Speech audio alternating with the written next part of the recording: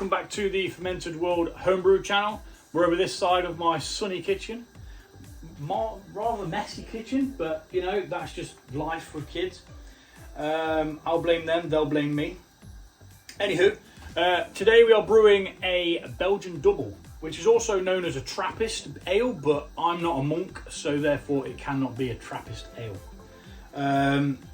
Trappist ales are like really old style of beer that monks used to brew and sell to make money so that they can like fix up the church and do God's work and all that jazz.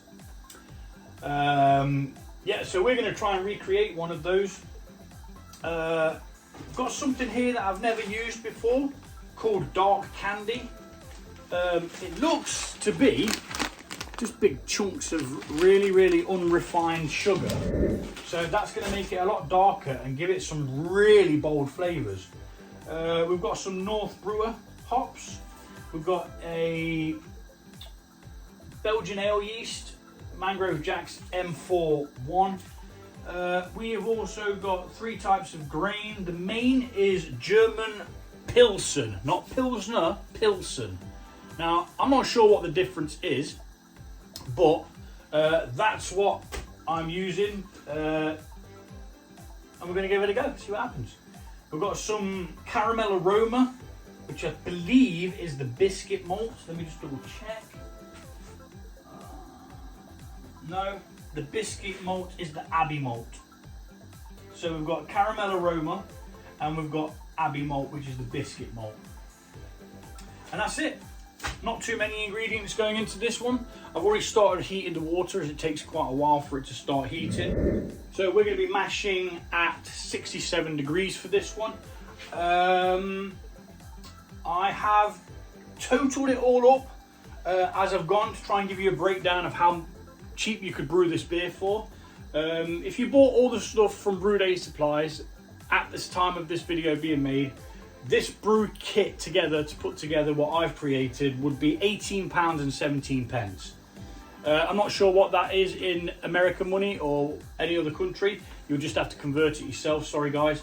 But that's 90 pence per 500ml bottle. I get about 20 bottles per brew, and yeah, you know, it's an absolute no-brainer.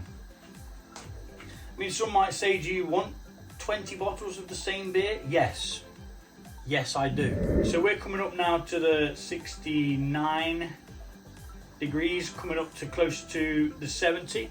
Now the reason why I have it a little bit higher there is simply because I'm going to be adding a bag to this, which is then going to cool the water slightly. Then I'm going to be adding the grain, which is going to cool the water further. Talking about grain, I need to go and mill this grain, so I'll be back.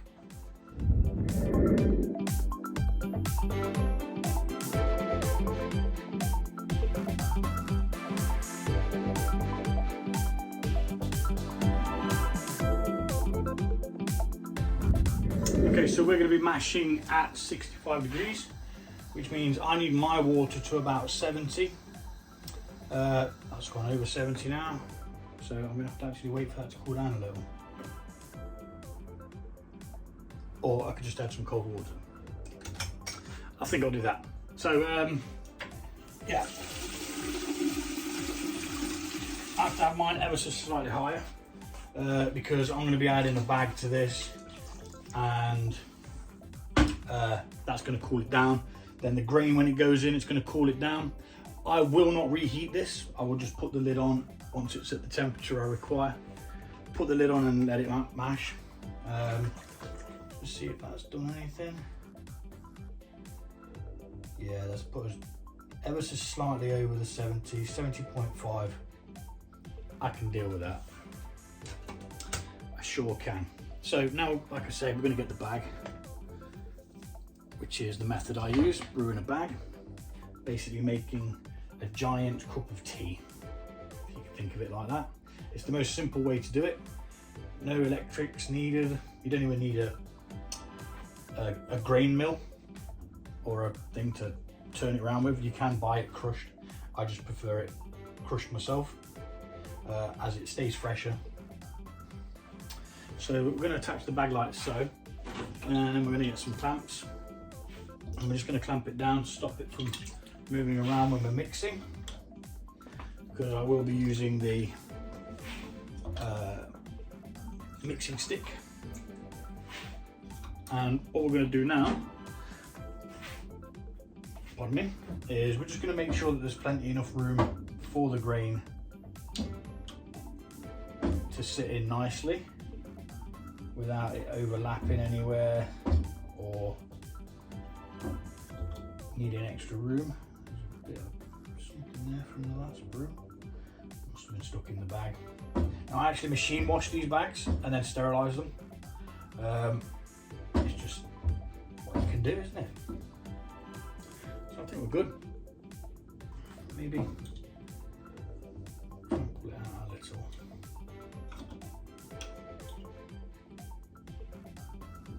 So we haven't got so much overlapping in the bottom there. Could help. And all my beer recipes are shared. It will be in the description of the video.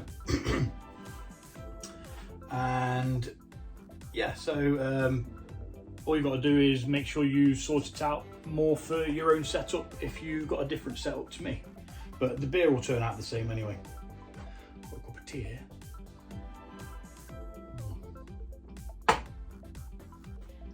So now we're going to mash our grain in. Again, you don't need to use one of these.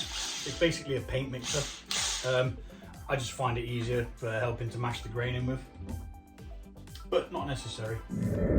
Big bucket of grain, all been crushed nice and fine. So slowly but surely we're going to be adding this grain to here. A bit at a time, slowly mixing in as we go. Nothing too vigorous, as we don't want to snag the bag and end up catapulting grain everywhere, which has happened before. Oh, that smells lovely.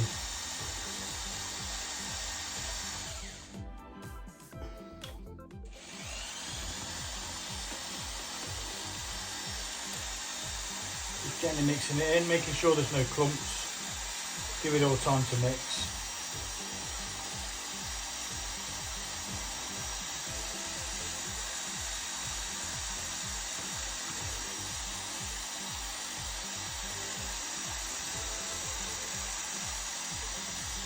And I'm going to speed this bit up because it takes a little while.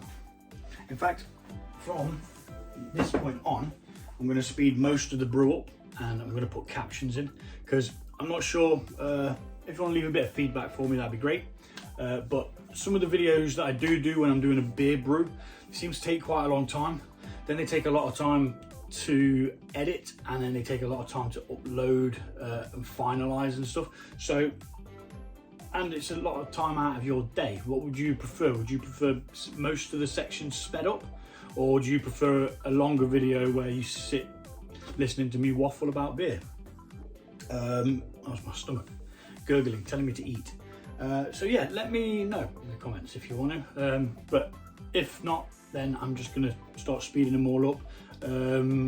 Not as fast as you'd normally see them, so they'll all be sped up, but then they'll all be slowed down a fraction. So there's time for me to explain what I'm doing, and etc, etc.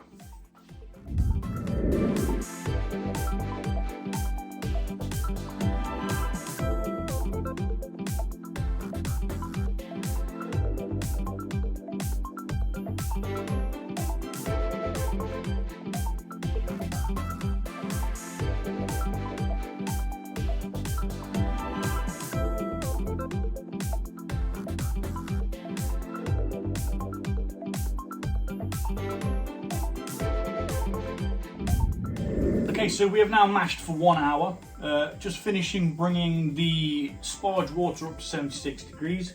And what we're going to do now is we're going to move our big pan of malty goodness over here into the sink, where we're going to remove the bag and this part can get a bit messy because I use the brew bag, this is the way that I separate the worts.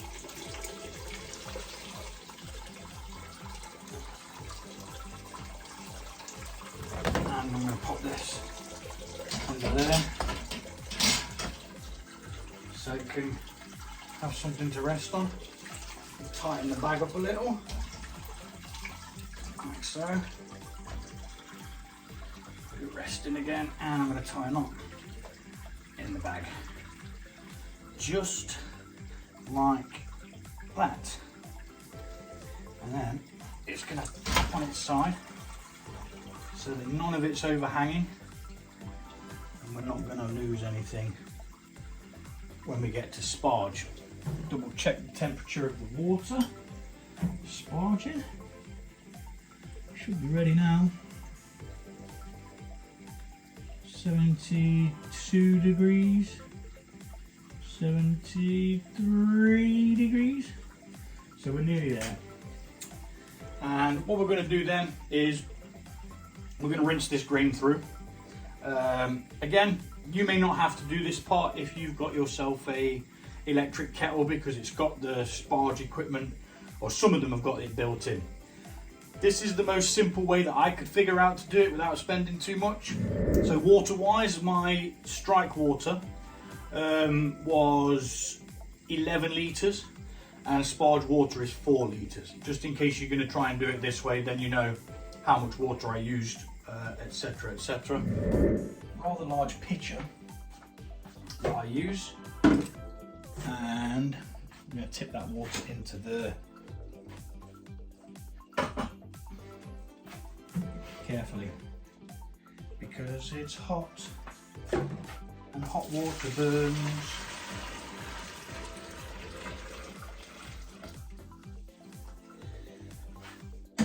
And then I will speed this bit up eventually. I'm just going to show you how I do it.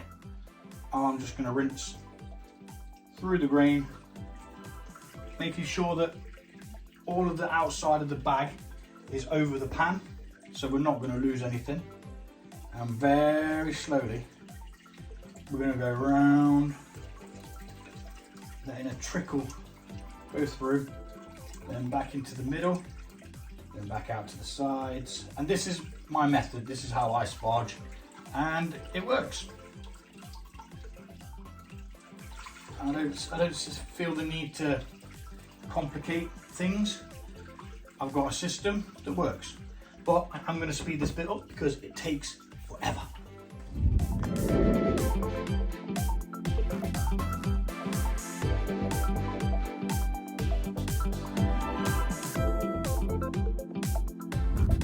Okay, so now what we're going to do is we're going to bring it to the boil.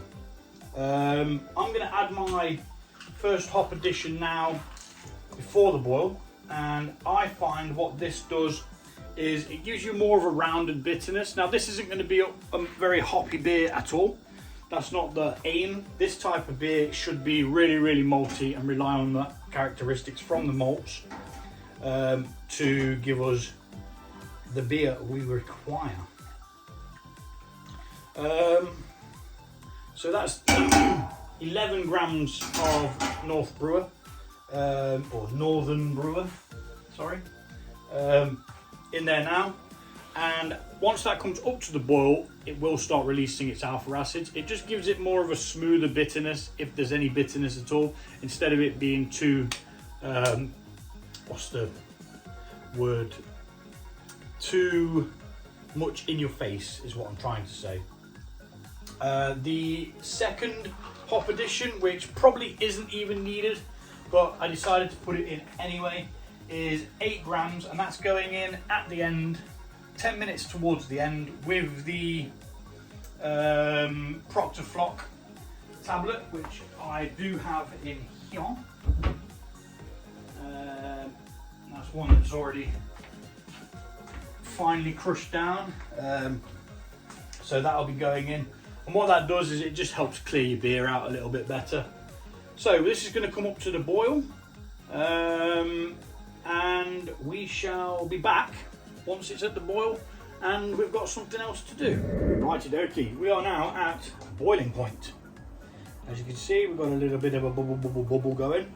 Now it's time to set your alarms for 1 hour and another one for 50 minutes. Because at that 50-minute mark, we're going to add the other hops. We're going to add the PROCTOFLOC,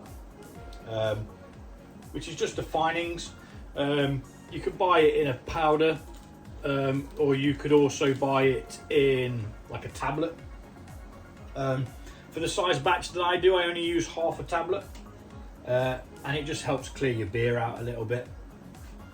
So yeah, we shall be back when it is time to add the hops. Okay, so the 50-minute alarm is going off, and now we add that and the PROCTOFLOC, which makes a bit of a fizzing sound as it goes in. Give it a mix.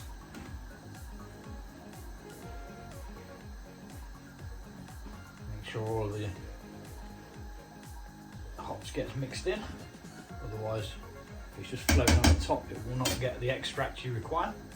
And we'll be back when it's time to add the Candi sugar. Okay, so that is now the 60-minute boil complete. We're going to take it off the heat, we're going to move it over there so that it's not getting any more heat from the hob underneath that's still quite warm. Then what we're going to do is we're going to be adding this sugar. Now the reason why we don't add the sugar at the time of the boil is because we don't want it to caramelize on the bottom or to char or burn and end up making the beer taste like crap. So we are going to move it over to the side of the sink here.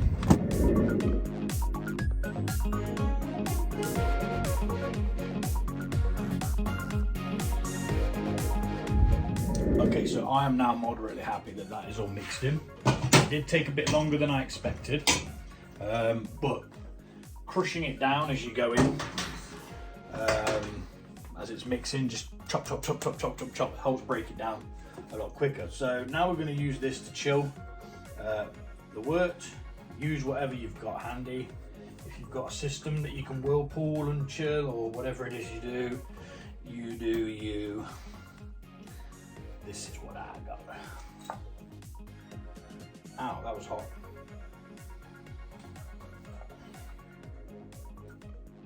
So, immersion cooler, switch on, and we're going to chill this down to about 20 degrees. Just like that. Cold water comes through here, goes around the coil, comes back out. The water on the other side of this is quite warm, and eventually it cools the wort nicely. So we'll be back when it is at 20 degrees.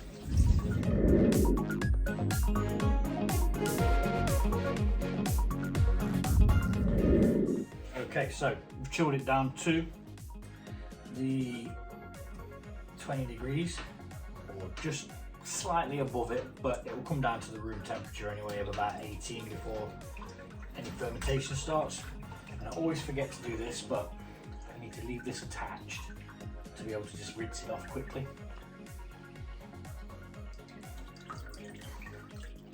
But we don't want to lose any of the beer, so we've got to try and get it all out. And I just rinse it off, which you didn't really need to see, but you might as well see it. It's all part of the process, and that just gives it a quick rinse. It will get washed later when I do a scrub down, where I'll wash everything and that, but for now, come on, boom. Okay. Just leave that in there, as water is going to dribble out of there. So the pan needs to come over here, and now we're going to have to get a fermenter, and now we're ready to filter this. Double check that your tap is off, really important at this point, because if you start filling it up, and believe me, I have done it, started filling this up and the flipping tap was open, so it just peed out a load of flipping wort. I was not best pleased, but you know, you live and learn. And now it's part of the process. Check that you're flipping things good. So all we're going to do now is literally hoy this up and we're going to tip it in, filtering out the hops.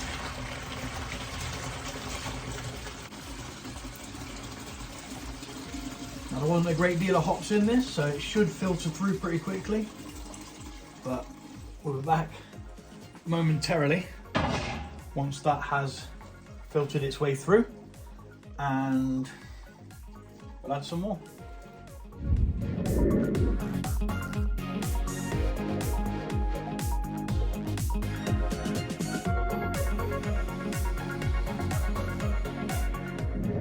So it's just draining through the last couple of bits now. It does slow down a little bit as it gets further on into the filtering. Obviously there's more concentrated. What I do is I just tend to knock the hops off the sides and it seems to help it speed up again. But we'll be back once this is finished. Again, it can be a labour intensive job, or you could just let it filter through slowly but surely. With beers like New England IPAs that I've done, the amount of hops that you use in them is just mental, and this part becomes a bit of a problem. And the bag becomes so big that, you know, it can't even hold all of the hops. But yeah, we shall be back. So, looking at it, we are ever so slightly over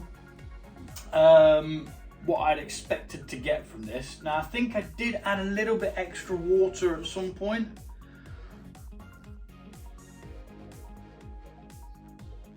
Possibly. But let's go ahead and give it a hydrometer reading to see what it is that we're going to be messing with, what we've potentially got, and if the mash actually worked, because, you know, it might not even work. We could have no sugar, although I know we have got sugar because I've got very sticky hands. Now, I expect these beers to be a lot stronger, so I'd probably say about the 7% mark. That's looking at like a 72 to me. I'm not sure what an expected ABV of this will be, so like I say, we are just gonna have to roll with it and see what happens. But it does have a rather nice colour, I have to say. Obviously there's loads of smeggy bits floating around, but 72 is not bad. Not bad at all.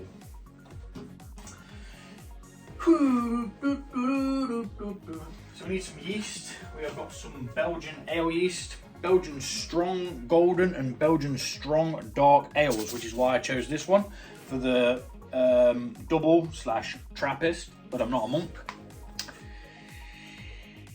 But mind you, if the monks get to drink ale that's like this, I think I might, because I've got a feeling this is going to be really good. High attenuation and alcohol tolerance makes it suitable for a large range of Belgian beers. Marvellous. So whole pack's going in. We could probably get away with half a pack, but you know what? I haven't got another Belgian beer to be brewing at the moment, and I do have a cherry wheat beer that I'm going to be doing, which is trying to clone a Belgian cherry beer called Le Chauffe. I'm not sure if that's how it's pronounced, but you can get it at Tesco's and it's bloody gorgeous. So I'm going to try and clone that, or make something like it, because I like it a lot, and if I can make it cheap, I mean, this is going to be 90p each if we get 20 bottles. So now we're going to mix in the yeast and add some oxygen at the same time.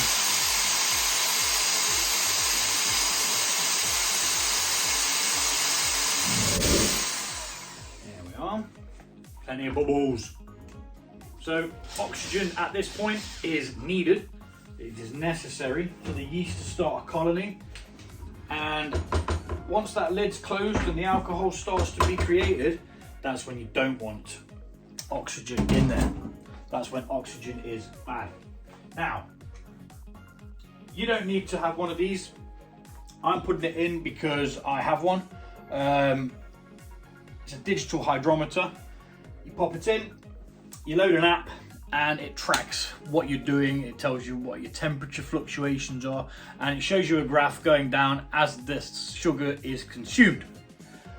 It means you don't have to keep opening it as well. You know what's going on inside. That's a tilt hydrometer, by the way. Don't get the illusion that I bought mine. I didn't, I won it, which is the only reason why I have one, because I just wouldn't have been able to put that amount of money on a gadget for brewing when not being horrible to tilt, and I've got mad respect for them, and I'm really glad I've got one. But that works just the same.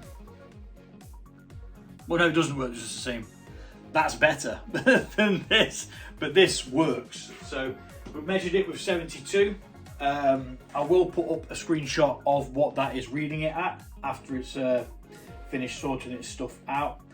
And all that's left to do now really is to put the lid on and the airlock and wait until it's done. Bong, airlock. Make sure it's not all the way in there. And we're going to write on it what we've got. I've got to think of a name for it. I like daft names.